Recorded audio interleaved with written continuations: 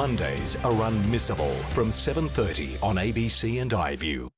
Aboriginal and Torres Strait Islanders are advised that this program may contain images and voices of people who have died.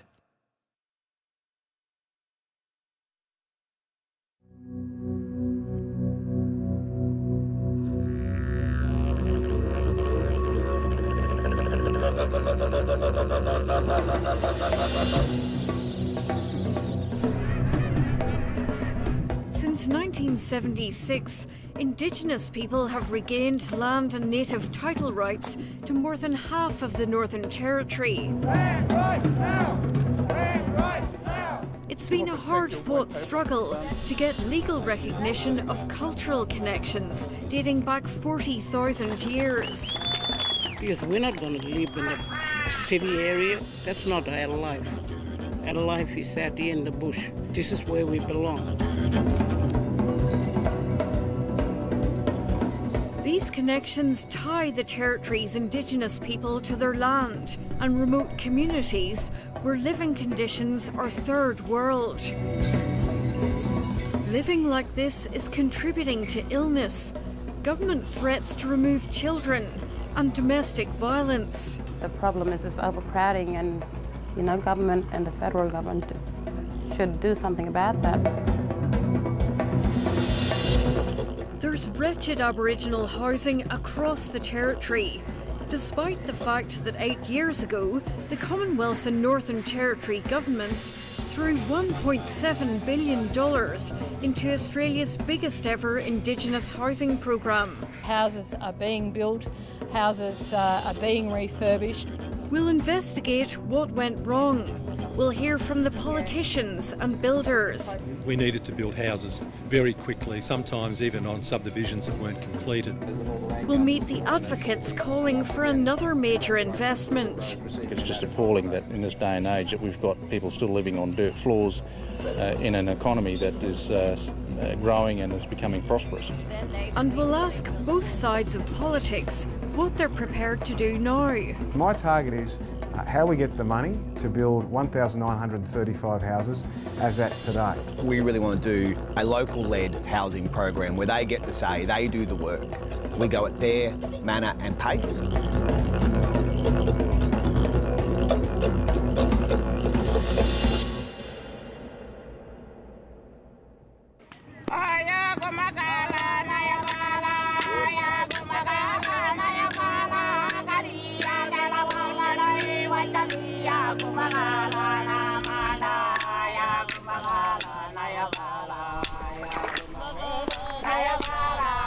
On the edge of the zinc mine service town and fishing tourism centre of Borroloola, artist and traditional owner Nancy McDinney paints a bush tucker dreaming story passed down by her grandmother. This is what I grew up with. Eating this honey from here and making drink along the way, and we got a lot of food here. It's everywhere. I can just go over there and get yam, and we get morala, the bush cucumbers. We walk out and get wild banana. These dreaming stories, traditions and cultural knowledge are what tie Nancy McDinney to her Sandridge outstation.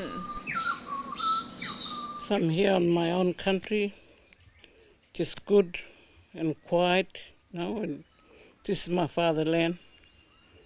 We own it right down to Warrawala. And this is where we want to be, not out in the city, because it's not their life.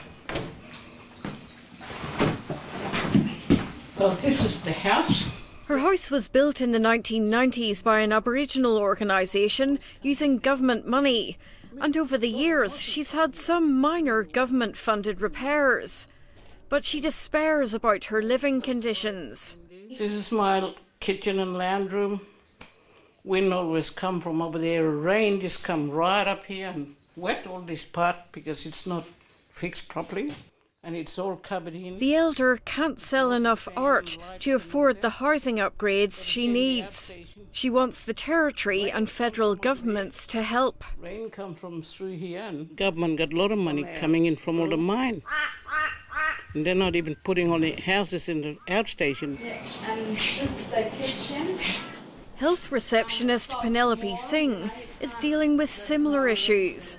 In the Garawa town camp on the edge of Borroloola, there's chronic overcrowding in most houses.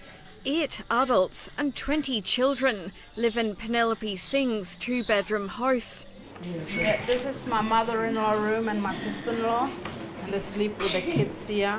4 of the adults have jobs in town, and most of the children are school age. This is a shower, and mainly weekdays we gotta stand in line, like we put the kids first and then the adult, like turn and turn.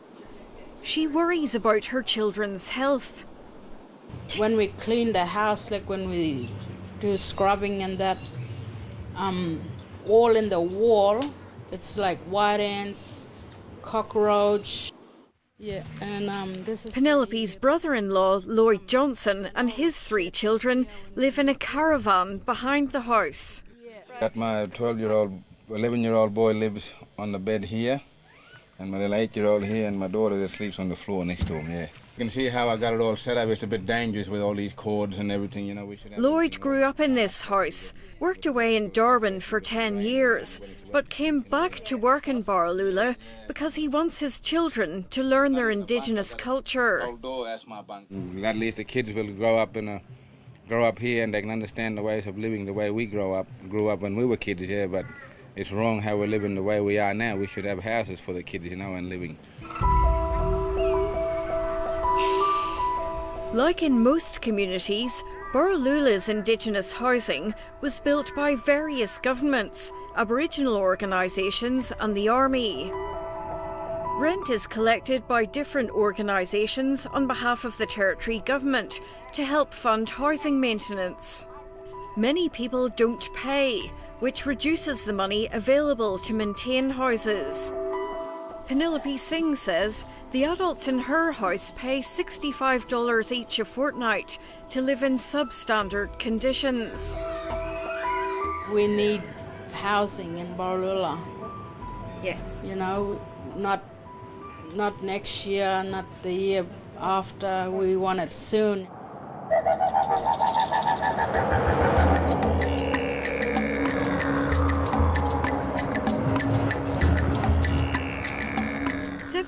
Kilometres south of Darwin on the Stuart Highway is the community of Elliott. Set on the Barclay tableland, the area is rich in bush tucker, if you know how to find it. This is what a gangala looks like. When you put it in the fire, this part of your crack and you had a little meat in there. What's your last name, baby? Elliott offers an idyllic lifestyle. But homes here are decrepit and overcrowded. Former assistant teacher Laura Jackson has 8 family members living with her. I think this house just needs to be bulldozed down and rebuilt a new one. Leaving Elliott to find better housing in the city isn't an option. My grandfather and grandmother lived here and they buried here in Elliott. All of my family's buried here in Elliott. That's why I can't leave Elliott because of my loved ones. I'll get that old man tomorrow. I might show you where it is. Right. I'll show you that area. The land around Elliott is dotted with sacred sites. As a traditional owner, Elliott school teacher Heather Wilson has cultural responsibilities for protecting sacred trees, ceremonial grounds and graves. They wanted her to be buried here close to them. With their families to live there. Yeah. And we've got another gravesite over there, like I said, next to that water station there. We want to try to keep it safe. So that it's a connection Heather Wilson can't walk away from. And we have to take responsibility of our countrymen too as well. It must be a heavy responsibility, really. It is. Sometimes we feel like giving up and moving to another community.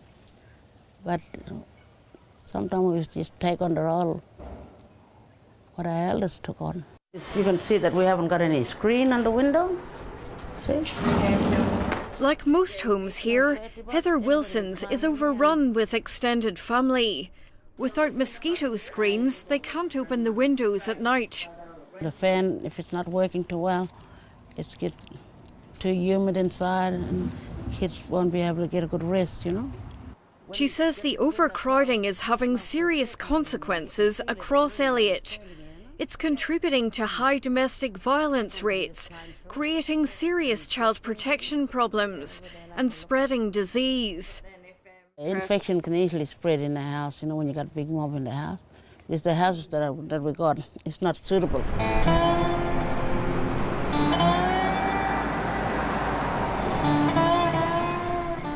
Further south, in the former cattle and gold mining town of Tennant Creek, it's the same story.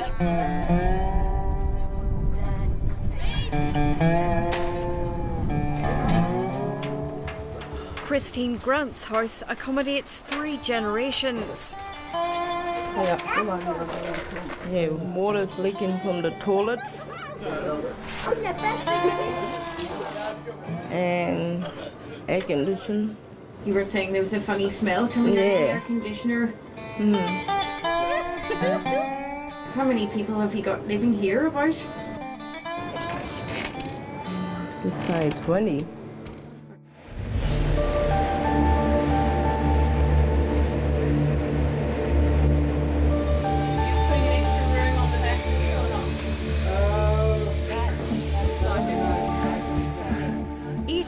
Ago, the then Labour and Federal Territory governments announced a solution. They committed to the first stage of a $1.7 billion housing programme. The programme was known as SIHIP. It really exposed the Northern Territory to high levels of administrative and overhead costs that it was taking in relation to the government, but also consultants taking large fees for the delivery of houses. Labor promised 750 new houses, 230 rebuilds and 2,500 refurbishments by 2013. Smaller Commonwealth housing programmes had taken up to 19 months of consultation and design before building started. But as negative media coverage raised doubts about deadlines for the new programme, the government moved into action. After 13 months, SIHIP was under construction. The companies were under orders to build quickly. The houses are being built, houses are being refurbished, people are moving back into the refurbished homes. Tennant Creek had 78 houses refurbished. The town of Elliott was bypassed altogether. Borroloola was promised $15 million for new houses. The pressure to speed up building contributed to cost overruns. 11% of the budget was eaten up in administration costs. Am I right to expect that the government, regardless of the SIHIP program, would be putting money into infrastructure anyway? Independent politician Jerry Wood led one of a series of territory and federal government inquiries, which cost more government money. Ambitious target of having all that done. Under previous Commonwealth government programmes, new Indigenous houses had cost between $200,000 and $500,000 each. The inquiries into SIHIP found an overemphasis on community consultation about housing design had prevented builders from limiting costs to the new programme's target of $350,000 per house. If houses continued to cost 2/3 more than that, as they had on the Tiwi and Groote Islands, the programme wouldn't deliver what it had promised. The builders were ordered to cut costs to $450,000 per house. In our report, we basically said that there was issues regarding the cost, the standard and the suitability of some of the houses. Also the standard of refurbishments. You might remember they'd do up the inside of the house and the outside of the house would still be left unpainted. The investigations also found that initially power, water and sewage hadn't been included in the budget. and the decision to use alliances of building contractors, overseen by government committees, had created 6 layers of bureaucracy. People have to realise that the cost of building the house included all the costs of consultation, the design, the construction of subdivisions, the provision of infrastructure and water, power and sewerage. All those costs were actually included into the project work, and so there was nothing to... Alan McGill was CEO of the Territory Alliance, which, like the other builders, had to take on and train a workforce including 20% local Indigenous people. Raw material costs were also high. In Darwin you can buy, for example, a cubic metre of concrete for maybe $200. In some of those remote communities the going rate is about $1,000. Directions to speed up the number of houses being completed led to inefficiencies, like houses being built before the sewage and water mains were installed. The Australian government in particular was driven by targets. So we needed to build houses very quickly, sometimes even on subdivisions that weren't completed.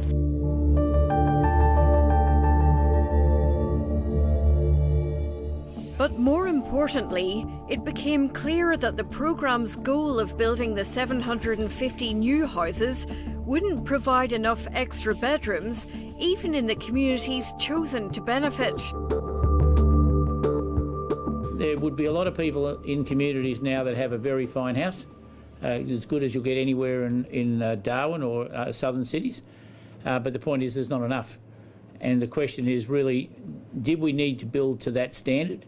Or could have we used examples of housing that were quite successful in those communities and developed our design around what was there without all this other meetings and bureaucracy that went with this whole program? Just the colour they wear, so not get fancy. Yeah. Let's just pick. Territory Labour is prepared to wear the shortcomings of SIHIP, but defends it as a start to addressing problems. Under Labour, it produced 689 new houses. We recognise what went wrong with CHIP, but there was a lot that went well too, and I don't think it helps anybody if you wipe CHIP and just say nothing good came out of that. You don't learn the right lessons if you do that. Federal Labour has tried to shift all of the blame to the former and current Territory governments. Well, there's a lot of criticism I've seen of the Northern Territory government, including recently where there's suggestions that up to 40% of the money that the former Labor government, as well as the current coalition government, gave to the Northern Territory government has been wasted by administration and other things. Labour points out that under the Country Liberals and Federal Coalition, the next tranche of the programme, called Napari, hasn't substantially reduced overcrowding either. The Conservative governments have provided fewer new houses in the last 4 years than the former Labour governments did. The Country Liberals have built 478 new houses. What occurred with the big cost blowouts in SIHIP under Labor was they had to bring future funding forward to be able to cover their loss of income because of their over-expenditure on administration. So there was a lag in that component because they brought money forward, which meant there was a gap in the funding.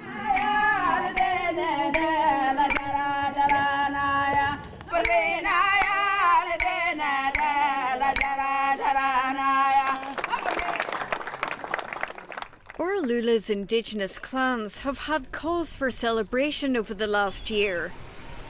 The federal government has granted them the right to manage 11,000 square kilometres of remote Gulf country land as an Indigenous protected area. A long time to get this land back. Belong to Aboriginal people of Borroloola. And they've been returned native title rights to 38,000 square kilometres of the Gulf country and the town of Borroloola. You Aboriginal people of the Gulf have a proud, if somewhat frustrating, history of fighting for recognition of your rights.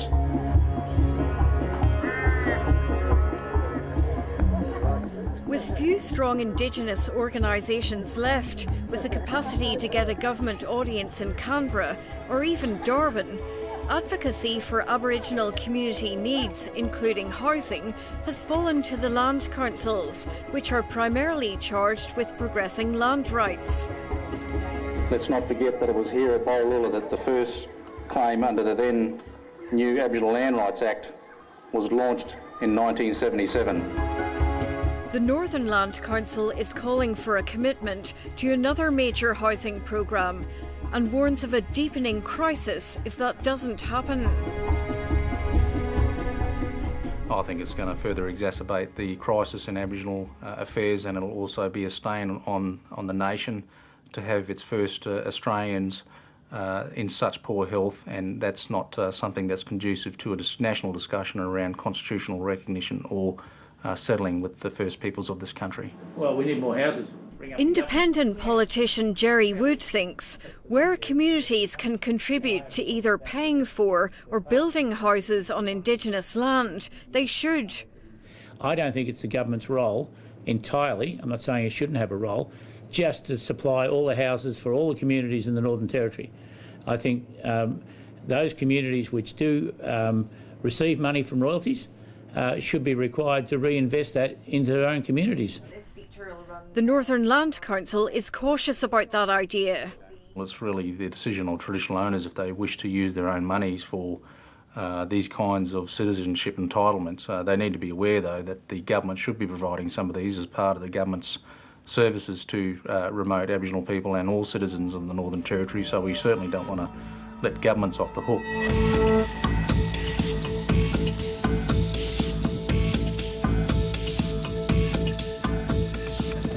You're all good. Yeah, no, Rex is the front. On Elko Island, north of Arnhem Land, the Territory Government has given the work of rebuilding cyclone-hit houses to partnerships of builders and local Indigenous enterprises. The Chief Minister has committed to using this model of involving more local Indigenous organisations across the Territory. On Gallowinku, on Elko Island, 80 houses were to be built. The community said they want 40 done quick and 40 done slowly. And with the 40 that are being done slowly, we'll have a high rate, a significantly high rate of Indigenous employment. Well, that is a positive development on Adam Giles' behalf, and what we've seen at Gallowinku is a good step in the right direction in terms of using local labour and local enterprises. The Giles government has committed to stretching the remaining federal housing money to build 152 new houses on blocks already serviced with power and water. All our new houses now will be capped at $450,000 with allowances for up to $50,000 for all external elements of a property. So there is no way a house can cost more than $450,000 now. Borroloola has been promised 22 houses in the town will be rebuilt, and Elliott is getting some emergency repairs. Adam Giles estimates that when the current programme finishes in 2018, many more houses will still be needed. Well, once we build the additional 152 houses, which will be over and above, that will reduce the requirement for 2,087 houses, which is what we estimate to be the demand right now, down to 1,935. So my target is how we get the money to build 1,935 houses as at today. Adam Giles is confident he'll be able to secure the money to do that from sources including the Commonwealth Government. Before the Territory election, I'll be making a commitment to support the building of 1,935 houses across the Northern Territory's remote communities to meet the needs of over-occupancy.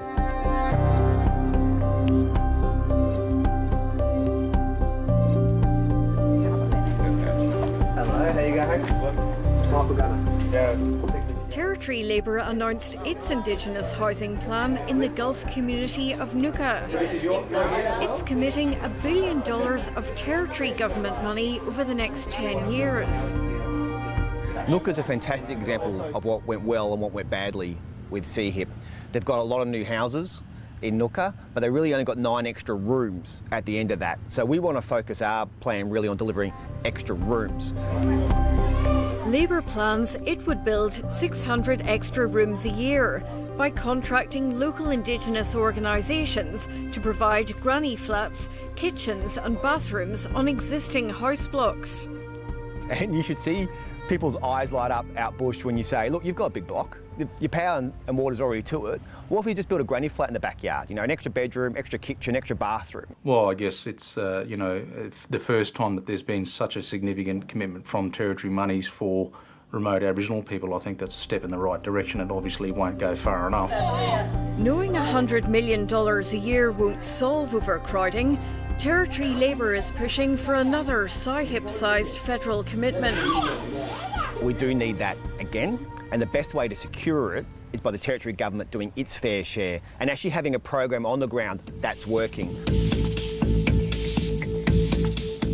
Ahead of the federal election, both sides of politics committed to funding another Indigenous housing programme, but neither would put a dollar value on it. Well, that's yet to be determined, but as we've indicated earlier, the most significant change that we want to achieve is actual more housing. Can the public purse afford another big programme like SIHIP? You know, will you be able to commit to something quite large again, or even larger? Well, look, there is no doubt about the commitment across Parliament, not only of government, to ensure that we deal with the overcrowding. The overcrowding is one of the most significant issues. It's very hard to go to work in the morning if you've been sharing a house with 20 people. It's very hard to go to school in the morning if you're sharing a house. Houses wear out. They last 10 years instead of the 30 years. So there has to be future investment. We are not going to let people in the Territory and remote communities be left behind. There's an urgent need to address this issue.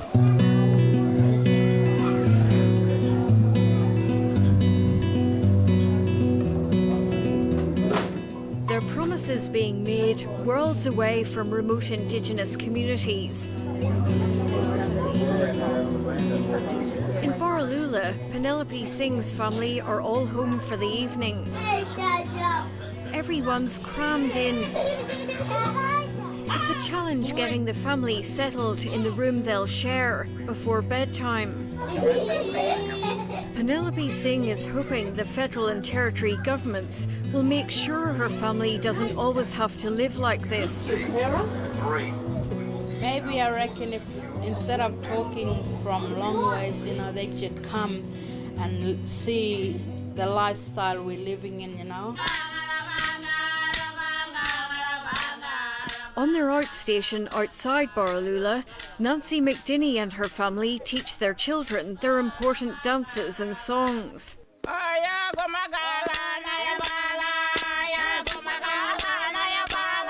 Behind the pride in their culture runs the ongoing shame of the conditions they'll bed down in.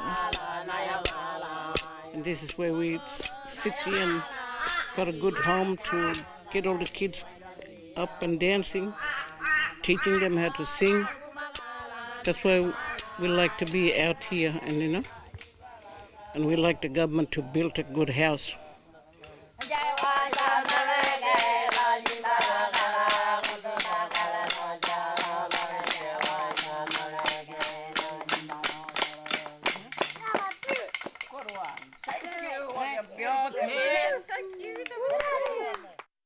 Next on ABC in iView, Tony Robinson proves Canberra is more than just pollies and public buildings. Time walks, then new tricks, and later, silent witness.